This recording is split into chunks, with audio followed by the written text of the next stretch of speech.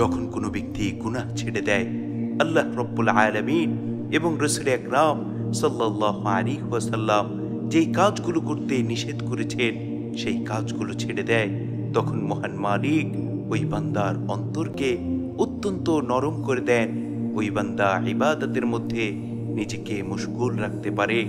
আর যে ব্যক্তি হারাম খাদ্য ত্যাগ করে হালাল খাদ্য খেতে শুরু করে, হারাম উপার্জন থেকে নিজেকে বিরত রাখে, আল্লাহ রব্বুল আলামিন ওই ব্যক্তির চিন্তাধারাকে নির্ভেজাল করে দেন। দুনিয়ার পথ চলাকে মহান মালিক সহজ করে দেন এবং তাকে দুনিয়াতে সর্বোচ্চ সম্মান মর্যাদা দান করেন, আখিরাতেও সর্বোচ্চ সম্মান মর্যাদা দান করবেন। সুবহানাল্লাহ, সুবহানাল্লাহি ওয়া বিহামদিহি, সুবহানাল্লাহিল আযীম।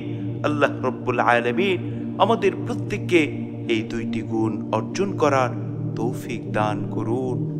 আমিন।